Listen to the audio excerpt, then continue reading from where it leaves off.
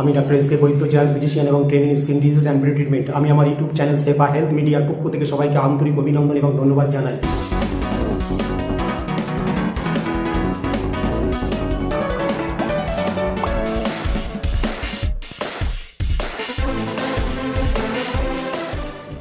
তো আজকে আলোচনাটা রাখছি আমাদের পুষ্টির উপরে, অর্থাৎ আমরা যে ডেলি লাইফে আমরা যে পুষ্টিগুলো নিই, যে খাদ্যগুলো নিই, সেই খাদ্যের গুণাগুণের উপরে কিন্তু আমাদের সুস্থতা নির্ভর করে, আমাদের হেলদি লাইফস্টাইল কিন্তু নির্ভর করে।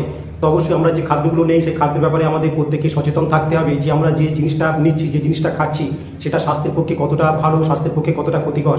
তো অবশ্যই আমরা বাজার থেকে যে সমস্ত টাটকা ফল বলুন, সবজি বলুন, বা যে সমস্ত ড্রাই ফ্রুটস বলুন, বা যে সমস্ত ফুডস আমরা রান্না করে খাই, তো সেই সমস্ত রান্না করা সবজি বা খাদ্য সেগুলোর পুষ্টি গুণ বজায় রাখতে গেলে আমাদের কিছু নিয়মকানুন অবশ্যই মেনে চলতে হবে। তো নিয়মকানুন অনুযায়ী যদি আমরা সেগুলো রান্নাবান্না করি এবং সেগুলো সেইভাবে যদি আমরা ঠিকঠাকভাবে নিই, তাহলে অবশ্যই আমাদের শরীর স্বাস্থ্য ভালো থাকবে। এবং তার মধ্যে যে পুষ্টিগুণ থাকুক না কেন, সে প্রোটিন হতে পারে, কার্বোহাইড্রেট হতে পারে, তার মধ্যে যে মিনারেলস থাকে, তার মধ্যে যে ভিটামিনসগুলো থাকে, সেগুলো কিন্তু আমরা সঠিক পরিমাণে পাবো এবং সেইগুলো নিয়ে কিন্তু আমরা ভালো থাকতে পারবো, আমাদের শরীরের সমস্ত পার্টসকে আমরা ভালো রাখতে পারবো। তো আজকে আলোচিত বিষয় দেখছেন যে এই সব খাবার বাসি করে খেলেই বিপদ, বা বারবার গরম করা খাবার। তো আমরা যে সমস্ত খাবার খাই সেই সমস্ত খাবার যদি বারবার গরম করা হয়, অর্থাৎ একবার গরম করলাম, গরম করে সেটা যেভাবেই হোক সংরক্ষণ করে রাখলাম এবং সেই খাবার বারবার গরম করে আমরা নিচ্ছি, তাহলে তাতে কিন্তু শরীরের ভয়ানক ক্ষতি হতে পারে, শরীরে বিভিন্ন রোগ ব্যাধি দেখা দিতে পারে এবং ক্রনিক কিছু রোগও সৃষ্টি হতে পারে। সে ক্যান্সার হতে পারে, লিভার ডিজিজ হতে পারে, কিডনি ডিজিজ হতে পারে, রক্তের কিছু সমস্যা হতে পারে। তো বিভিন্ন রকমের তার সঙ্গে পেটের বিভিন্ন সমস্যা, পেট নামা, ডায়রিয়া যেটা বলে থাকি, পেটের আন্ত্রিক এন্ট্রাইটিস, কোলাইটিস, বিভিন্ন পেটের অ্যাসিডিটি, গ্যাস্ট্রাইটিস, বদহজম, ইনডাইজেশন যেগুলো আমরা বলি, গা গোলানো, বমিভাব, এগুলো কিন্তু অনেক সময় সমস্যা ডেকে আনতে পারে। তো সেই খাদ্য আমি কিছু খাদ্যের ব্যাপারে বলবো যে খাদ্যগুলো অবশ্যই আমাদের বারবার গরম করে খাওয়া উচিত নয়, আমাদের টাটকা খাওয়া উচিত। বাজার থেকে আমরা আনলাম, সেটা অবশ্যই তৎক্ষণাৎ রান্না করতে হবে, বা যখনই রান্না করি সেটা একবারই রান্না করতে হবে, রান্না করে সেভাবে আমাদের টাটকা খেতে হবে। সেটা আমরা ফ্রিজে বলুন বা কোনোভাবে সেটাকে সংরক্ষণ করে আমরা 1 দিন 2 দিন 3 দিন 5 দিন ধরে খাচ্ছি, সেটা কিন্তু অবশ্যই উচিত নয়। তো আজকে আমরা যে বর্তমান সময়ে চলেছি, প্রত্যেকেই আমরা কর্মব্যস্ত মানুষ, আমরা প্রত্যেকেই বিভিন্ন জবের সঙ্গে যুক্ত। তো এখন তো মানুষ দেখা যাচ্ছে বাড়িতে 2জন কি 3জন ফ্যামিলি থাকলেও তারা প্রত্যেকেই হয়তো কর্মব্যস্ত মানুষ, প্রত্যেকে সার্ভিস করছে বা বাইরে বিভিন্ন জব করছে। তো তাদের প্রত্যেকের সময়টা কম যে প্রতিবার রান্না করে টাটকা খাওয়ার ব্যাপারটা, হয়তো সকালে রান্না করলাম টাটকা খেলাম, দুপুরে রান্না করলাম টাটকা খেলাম, রাতে রান্না করলাম টাটকা খেলাম, এটা অনেকই সম্ভব হয় না। অনেক সময় আমরা কি করি যে রাতে যে রান্নাটা হলো সেই রান্নাটা বেশি করে রান্না করলাম, সেটা তো মাংস বেশি করে করলাম, ডিমের যেগুলো একটা ফুড বেশি করে করলাম, তার সঙ্গে বিভিন্ন শাক সবজি বা ভাত বেশি করে রান্না করলাম, সেটা হয়তো আমরা দেখা যাচ্ছে যে 1 দিন 2 দিন 3 দিন ধরে খেলাম, বারবার গরম করে খাচ্ছি। তো এর থেকে অবশ্যই আমাদের বিভিন্ন সিরিয়াস কিছু শারীরিক প্রবলেম হতে পারে। তা প্রথমেই আমরা যে জিনিসটা আলোচনা বলবো সেটা হচ্ছে ডিম, এগ, যেটা আমরা প্রত্যেকে কিন্তু প্রায় খেয়ে থাকি, আমাদের আশেপাশে ডিম সহজেই আমরা পাই। তো অবশ্যই ডিমটা আমাদের টাটকা খাওয়া উচিত। ডিমটা যদি আমরা সিদ্ধ করি বা ভাজি এবং সেটা যদি ভেজে রেখে দিই এবং ঠান্ডা হলো আবার গরম করে খেলাম, এটা করলে কিন্তু ডিমের যে পুষ্টি মূল্য সেটা কিন্তু নষ্ট হয়। তো একটা ডিমের আমরা জানি একটা ডিমের কিন্তু 3টে অংশ থাকে। বাইরের যে আচ্ছাদন থাকে, যে খোলস যেটা থাকে, এটা আমরা বলি ক্যালসিয়াম কার্বনেট। মাঝখানের যে অংশটা থাকে এটা হচ্ছে অ্যালবুমিন বলা হয়, অ্যালবুমিন বা প্রোটিন হিসাবে জানি।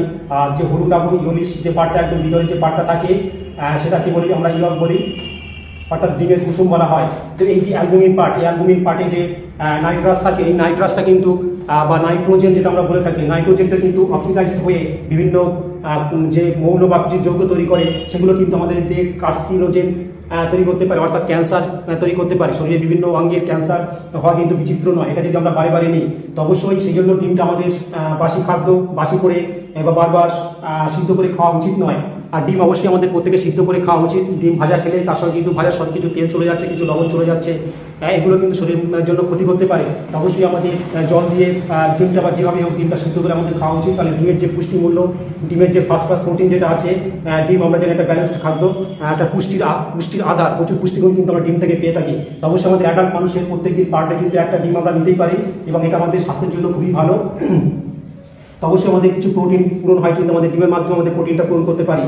তো অবশ্যই আমাদের এই ব্যাপারে সাবধান থাকতে হবে যে ডিমটা আমরা বারবার ফুটিয়ে বা বারবার সেটাকে গরম করে খাওয়া চলবে না। তারপর নাম্বার 2 আসবো মুরগির মাংস বা চিকেন। এই মুরগির মাংস বা চিকেন তো আমরা খুবই পছন্দ করি এবং প্রত্যেক বাড়িতেই তো প্রত্যেকেই এটা খুবই সহজে নিয়ে থাকে এবং এখন মোটামুটি সব জায়গায় অ্যাভেলেবেল পাওয়া যায়। তো মুরগির চিকেন যখন আমরা রান্না করবো অবশ্যই টাটকা রান্না করে আমাদের খেতে হবে, কারণ এটা যদি আমরা বারবার গরম করে খাই, আমরা রাত্রে রান্না করলাম বা যখনই রান্না করলাম ফ্রিজে ঢুকিয়ে দিলাম, তারপরে সেই মুরগির মাংস দেখা যাচ্ছে 1 দিন 2 দিন 3 দিন ধরে খাচ্ছি, একটু গরম করে নিয়ে খেতে বসলাম, এগুলো অবশ্যই উচিত নয়। কারণ মুরগির মাংসের যে প্রোটিন থাকে এই প্রোটিনটা কিন্তু নষ্ট হয়ে যায়। যে প্রোটিন থাকে ফার্স্ট ক্লাস প্রোটিন যেটা থাকে, যেটা আমাদের শরীরের জন্য খুবই দরকার, যেগুলো থেকে আমরা অ্যামাইনো অ্যাসিড পেয়ে থাকি, তো এই প্রোটিনটা কিন্তু নষ্ট হয়ে যায় এবং প্রোটিনটা নষ্ট হয়ে কিন্তু তার চেঞ্জ হয়, পরিবর্তিত হয়ে কিন্তু বিভিন্ন যৌগ বা মৌল সৃষ্টি করে, যেগুলো আমাদের শরীরের জন্য খুবই খারাপ। এগুলো আমাদের শরীরে বদহজমের সৃষ্টি করতে পারে, অ্যাসিডিটি তৈরি করে, পেটের একটা অনবরত অস্বস্তি এগুলো কিন্তু হতে পারে বারবার যদি আমরা ওই একই চিকেন বারবার গরম করে খাই, তো অবশ্যই সেটা আমাদের উচিত নয়। তারপর নাম্বার 3 আলোচনা করবো যে পালং শাক। পালং শাক মোটামুটি আমরা জানি যে ভিটামিন সি এর খুব ভালো উৎস এবং তার সঙ্গে ম্যাগনেসিয়াম, পটাশিয়াম, ক্যালসিয়াম প্রচুর উৎস এবং তার সঙ্গে ভিটামিন বি কমপ্লেক্স প্রচুর পরিমাণে কিন্তু পালং শাক আছে। পালং শাক খুবই একটি উপাদেয় খাদ্য এবং আমরা আমাদের বিশেষ করে গ্রামীণ পরিবেশে, গ্রামীণ জায়গায় কিন্তু পালং শাক প্রচুর প্রোডাকশন হয়, প্রচুর উৎপন্ন হয়।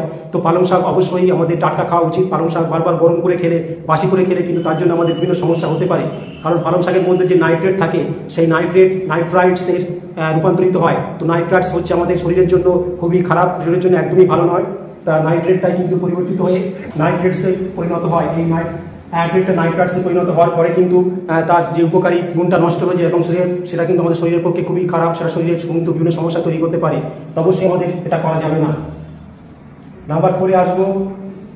এরপরে পালং শাকের পরে যেটা বলবো সেটা হচ্ছে আমাদের বিটের যে কোনো সবজি বা বিট দিয়ে যে কোনো সবজি আমরা তরকারি বানাই না কেন, সেটা কিন্তু আমাদের পক্ষে একই রকমের ক্ষতিকর।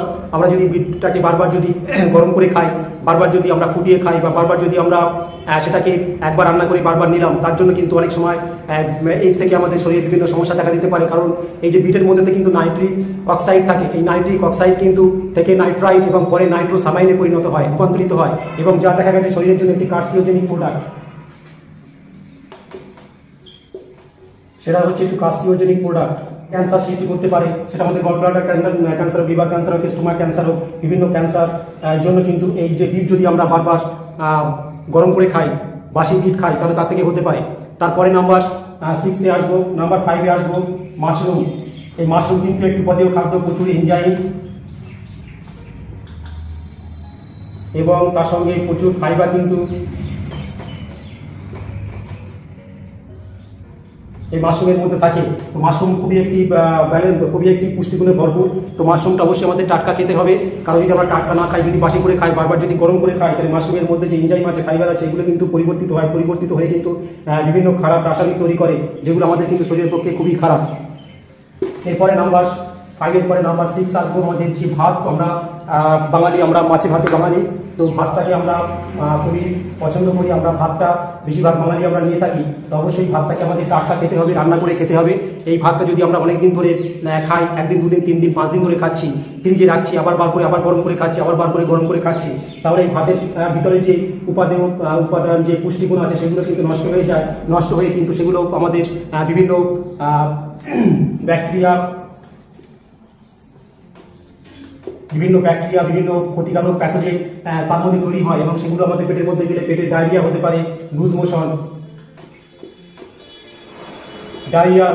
নসিয়া, ভমিটিং, বমি এবং বমি ভাব, একটা পেটের অস্বস্তি, অ্যাবডোমিনাল পেন, এগুলো কিন্তু হতে পারে। তো আমরা দেখেছি ভাত কিন্তু একটু বেশি বাসি হয়ে গেলে কিন্তু একটু টক গন্ধ হয়, তার সঙ্গে ভাতে একটু পিচ্ছিল ভাব আসে। তো এগুলো অবশ্যই তখন ভাতের মধ্যে কিন্তু ব্যাকটেরিয়া বা কিছু প্যাথোজেন বাসা বাঁধে। তো অবশ্যই এগুলো করা যাবে না। খুব বেশি হলে আমরা একবার ফোটাতে পারি, একবার ফুটিয়ে কিন্তু আমাদের খেতে হবে। একবারে বেশি কিন্তু কোনোভাবেই ভাতটাকে ফুটিয়ে 3 বার বা 4 বার আমরা নিতে পারি না, সেটা কিন্তু আমাদের স্বাস্থ্যের পক্ষে খুবই খারাপ একটি সমস্যা তৈরি করতে পারে। তো তারপরে নাম্বার 6 হলো, নাম্বার 7 আসবো চা। তো চায়ের মধ্যে আমরা জানি যে একটি উপাদান থাকে, সেই উপাদানটাও আমাদের চায়ের যে ট্যানিক অ্যাসিড বলে আমরা বলে থাকি,